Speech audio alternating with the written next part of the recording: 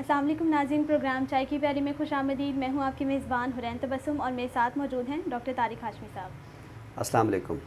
Sir, पिछले दिनों एक सियासी घराने की शादी की तकरीब की सोशल मीडिया पे बड़ी शोहरत हमें नज़र आती है और वजह शोहरत ये है कि उनकी जो शादी की तकरीब है, बिलखुसूस निकाह की जो रस्म है वो एक लाइब्रेरी में मुनक्कद हुई, कुतुब खाने में मुनक्कद हुई। तो इस शोहरत से या इस तबसरे से ये भी ज़ाहिर होता है कि हमारे अहले सियासत में कुछ ऐसे अफराद ज़रूर हैं जो किताब से बड़ा शग़फ़ रखते हैं। तो आज हम इसी पहलू पे बात करेंगे कि हमारे सियासतदानों में ऐसे कौन से अफराद हैं जो किताब से बड़ा शग़फ़ रखते हैं, और फिर ये जो शोहरत हमें सोशल मीडिया पे देखने को मिलती है, इसके लिए आपके क्या जज्बात हैं? आपने सवाल में लफ्ज़ जज्बात शामिल किया, तो जज्बा तो ये है कि मुझे दोगुना खुशी हुई, बहुत ज़्यादा खुशी हुई कि निकाह की तकरीब जो है वो एक कुतुब खाने में हुई और एक दो तस्वीरों में वो कुतुब खाना नज़र भी आ रहा है और उन तस्वीरों से अंदाज़ा हुआ कि वो बहुत बड़ा कुतुब खाना है, वो कोई मामूली कुतुब खाना नहीं है। बात यह है कि एक तो हमने अहले सियासत को बहुत ज़्यादा जो है बदनाम किया है। उसकी कुछ वजूह भी हैं सियासी समाजी। वो जिगर का एक शेर है कि उनका जो फ़र्ज़ है वो अहले सियासत जाने, मेरा पैगाम मोहब्बत है जहाँ तक पहुँचे।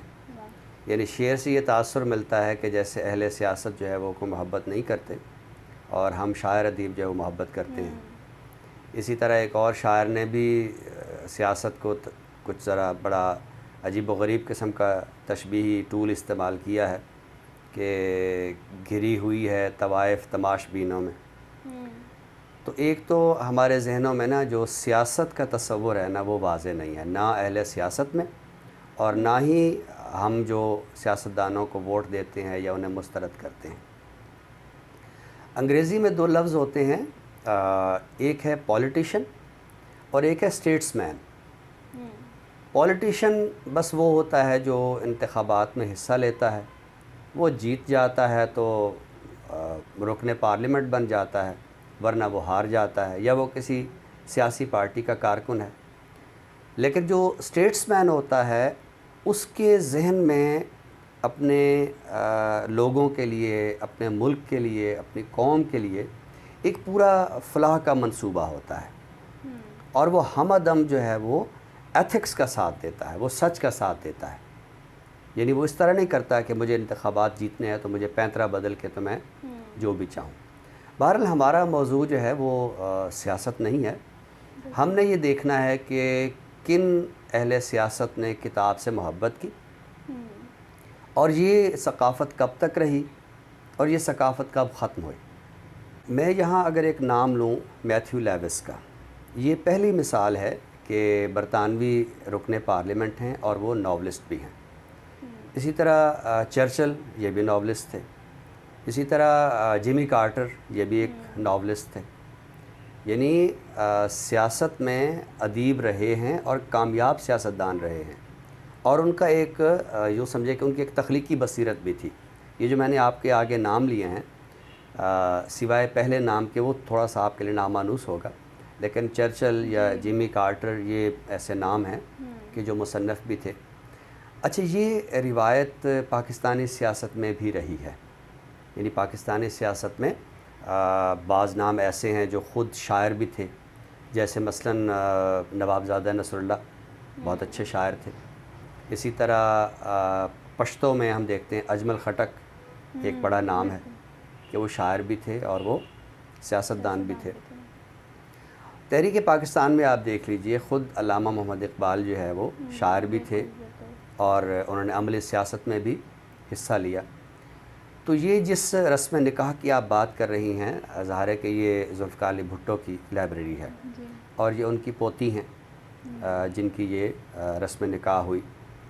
तो अगरचे वो बज़ात ख़ुद कोई अमली सियासत में नहीं है, लेकिन हमारा भी मौजू कोई अमली सियासत नहीं है। हम सिर्फ़ उन कुतुब खानों को हमने देखना है कि जो अहले सियासत के थे। तो इसमें हम अगर देखें तो नवाब अकबर बुगटी इनकी बहुत अच्छी लाइब्रेरी थी। इसी तरह मुमताज़ दौलताना इनकी बहुत अच्छी लाइब्रेरी थी। ख़ान अब्दुल वली ख़ान इनकी बहुत अच्छी लाइब्रेरी। اچھا اب یہ میں جتنے نام لے رہا ہوں، پروفیسر عبدالغفور، ان کی بہت اچھی لائبریری تھی. تو یہ ایک ایسا سینیاریو ہے، آپ دیکھیے تو یہ اب اہل سیاست جو ہے یہ دنیا میں اب نہیں رہے. اب یہ دنیا میں نہیں رہے تو ان کا جو طرز سیاست تھا وہ بھی اب ہمیں خال خال نظر آتا ہے. میں یہ نہیں کہہ رہا کہ بالکل ہی ختم ہو گیا ہے. مثلا میں پچھلے دنوں جیو ٹیلی ویژن نیٹ ورک کا جو ایک پروگرام ہے ایک دن جیو کے ساتھ، تو اس میں ظاہر ہے وہ سیاستدانوں کے ساتھ بھی وقت گزارتے ہیں. تو اس میں نے دیکھا کہ اعتزاز احسن کی بہت اچھی لائبریری ہے. اسی طرح مسلم لیگ کے ایک رہنما ہیں احسن اقبال، ان کی بہت اچھی لائبریری ہے. یعنی یہ روایت موجود تو ہے، لیکن یہ روایت اب آہستہ آہستہ دم توڑتی جا رہی ہے. اچھا اب جیسے میں نے یہ عرض کیا کہ ایک پولیٹیشین ہوتا ہے اور ایک اسٹیٹس مین ہوتا ہے، اور دونوں کا جو تصور سیاست ہے وہ مختلف ہوتا ہے. تو ہمارے سیاست میں جو اسٹیٹس مین تھے یہ وہی لوگ تھے کہ جن کو کتاب سے شغف تھا. لیکن جیسے میں نے جگر کا شعر پڑھا یا ایک اور مصرع پڑھا، تو ہم نے جو سیاست کا ہمارے ذہنوں میں تصور ہے، تو اب وہ تصور کم و بیش ہمیں عملی سیاست میں نظر بھی آتا ہے. آپ دیکھیے کہ ہمارے جو سیاستدان ہیں وہ کتاب سے دور ہو گئے ہیں. اچھا دیکھیے یہ جو سیاستدان ہوتے ہیں یہ چونکہ قوم کے رہنما بھی کہلاتے ہیں، یعنی ان کے لیے جیسے میں نے پولیٹیشین کا لفظ کہا یا اسٹیٹس مین کا، ایک اور لفظ لیڈر بھی ہوتا ہے، یعنی یہ رہنما ہے. اچھا اب رہنما، یہ اس لفظ پہ آج تھوڑی سی ہم بات کر لیتے ہیں. ہم یعنی لفظوں سے ہم گزر جاتے ہیں. رہنما یعنی یہ شخص جو ہے یہ سراپا راہ ہے، اس کے ساتھ ہم چلیں گے یا اس کا ہم تعاقب کریں گے تو ہم منزل پہ پہنچیں گے. نما جو ہے یہ حرف تشبیہ ہے، یعنی یہ راستے کی طرح ہے، اس نے ہمیں منزل پہ پہنچانا ہے. تو اب تصور یہ ہے کہ جس نے منزل پہ پہنچانا ہے اس کی کوئی علمی بصیرت ہے یا نہیں ہے، اس کا کوئی ویژن ہے یا نہیں ہے. تو اب تو آپ دیکھیے کہ اہل سیاست جو ہے ان کا چونکہ وہ ویژن نہیں رہا. یعنی یہ جو کتابیں پڑھنے کی جو روایت ہے، جو میں نے جتنے بھی نام لیے ہیں، پروفیسر عبدالغفور ہوں یا ممتاز دولتانہ ہوں یا ذوالفقار علی بھٹو کا آپ نام لے رہی ہیں، لیکن آپ دیکھیے تو یہ روایت اب سکڑتی جا رہی ہے. اچھا یہ روایت اگر سماج میں سکڑ رہی ہے تو شاید اتنی پریشانی والی بات نہیں ہے، لیکن اگر اہل سیاست کے ہاں یہ روایت سکڑ رہی ہے تو ہمیں پریشان ہونا چاہیے کہ آیا ان لوگوں نے ہمارے لیے رہنما بننا بھی ہے یا نہیں. کیا یہ رہنما بننے کی اپنے اندر کیپیبلٹی رکھتے بھی ہیں یا نہیں. کیا محض جاگیردار ہو کر یا ایک فیکٹری کا مالک ہو کر یا کسی ملٹی نیشنل کمپنی کا مالک ہو کر یا پراپرٹی ڈیلنگ کے ذریعے پیسہ کما کر تو آپ پارلیمنٹ کے رکن تو بن گئے ہیں، تو پھر سیاست کا یہی تصور رہ جائے گا کہ سیاستدان وہ ہوتا ہے جو سڑک بنوا دیتا ہے، سیاستدان وہ ہوتا ہے جو ہمیں گلی محلے کی جو ہے وہ نالیاں بنوا دیتا ہے، سیاستدان وہ ہوتا ہے جو میرے بیٹے کو نوکری دلوا دے گا، یا مجھے مشکل پڑ جائے گی تو بیٹی کے جہیز کے لیے وہ مجھے کچھ پیسے بطور قرضہ دے دے گا یا ویسے دے دے. تو یہ سیاستدان کا بالکل کام نہیں ہے. سیاستدان کا کام یہ ہے کہ ملکی مسائل ہیں، ان ملکی مسائل کو حل کرنے کے لیے منصوبہ بندی کیسے کرنی ہے، آئین کیسے بنانا ہے، آئین کی شکیں کیسی ہونی چاہیے. یہ آئین جب اس کا عملی اطلاق ہوگا تو کیا مشکلات پیدا ہوں گی، ان مشکلات کا حل کیسے ڈھونڈا جائے گا. یہ ساری باتیں کتابوں میں لکھی ہوئی ہیں. ٹھیک ہے، آپ اگر بہت پیچھے جائیے تو سکندر اعظم جو اتنا بڑا فاتح تھا تو اس کا استاد ارسطو ہے جو فلسفی ہے. اچھا خیر ان دنوں تو یعنی سیاست جو تھی وہ جنگ اور فتح اور قبضہ یعنی یہ ان چیزوں پر مبنی تھی. تو اب تو ایک جمہوری ثقافت ہے. تو اب تو چاہیے کہ ہمارے اہل سیاست جو ہے وہ کسی علمی فرد کو اپنا استاد مانیں، اور اگر شخصی طور پر کسی کو استاد نہیں ماننا تو اپنے گھر میں ایک کتب خانہ بنائیں، وہ سیاست کی کتاب پڑھیں، وہ مذہب کی کتاب پڑھیں، وہ ادب کی کتاب پڑھیں، وہ فلسفے کی کتاب پڑھیں. اور جب وہ کتاب سے محبت کریں گے تو پھر ان کی بصیرت جو ہے وہ وسیع ہوگی، اور پھر جو ہے قوم بھی ترقی کرے گی، پھر ملک بھی ترقی کرے گا. تو بہرحال مجھے بہت خوشی ہوئی ہے کہ ایک رسم نکاح جو ہے وہ کتب خانے میں منعقد ہوئی ہے. اور ویسے تو رسم نکاح کے لیے ہم عموماً کوئی یعنی عبادت گاہ کو مقدس سمجھتے ہیں، وہ ہمارے لیے مقدس بھی ہے. تو اچھی رسم جو ہے وہ اچھی جگہ پہ ہونی چاہیے، لیکن ایک اچھی جگہ جو ہے وہ کتب خانہ بھی ہے. تو یہ مجھے بہت خوشی ہوئی ہے. اور آج آپ نے سوال بھی بہت اچھا کیا، اور اہل سیاست میں چاہوں گا کہ وہ زیادہ سے زیادہ یعنی کتاب کلچر کی طرف آئیں، تاکہ ہم قومی سطح پر ہماری ایک علمی بصیرت جو ہے وہ فروغ پائے. بہت خوبصورت، بڑی فکر انگیز گفتگو کی، اور بہت سارے پہلوؤں پہ آپ نے بڑے اچھے انداز میں روشنی بھی ڈالی. ناظرین، پروگرام کے دوسرے حصے کی جانب یعنی تخلیق کی جانب بڑھتے ہیں.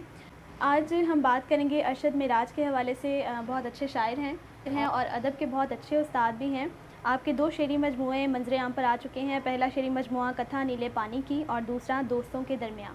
تو سر آج کون سی نظم جو ہے وہ آپ عطا کریں گے؟ ارشد معراج اس وقت جو نئی نظم کا منظر نامہ ہے اس میں بہت نمایاں ہیں. انٹرنیشنل اسلامک یونیورسٹی میں یہ ایسوسیٹ پروفیسر ہیں.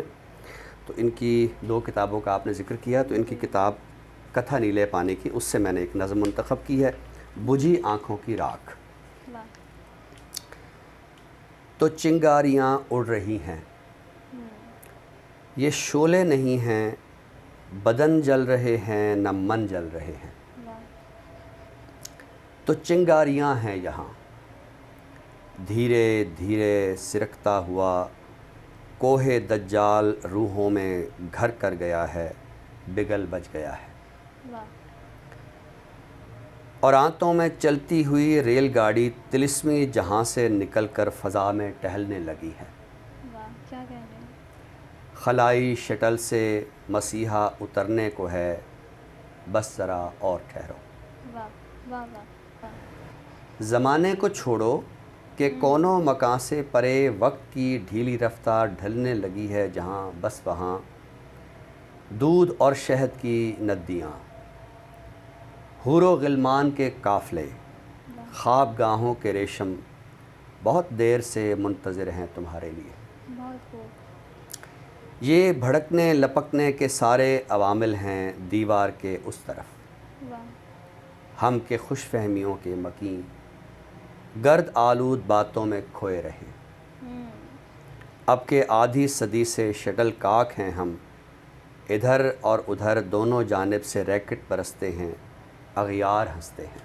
بہت خوب. ہم کھلاڑی نہیں اور تماشائی بھی تو نہیں، تالیاں پیٹ کر اپنے ٹھنڈے بدن میں وہ چنگاریاں خوب بھرتے جو شعلے بناتی، حرارت کو حرکت میں تبدیل کرتی.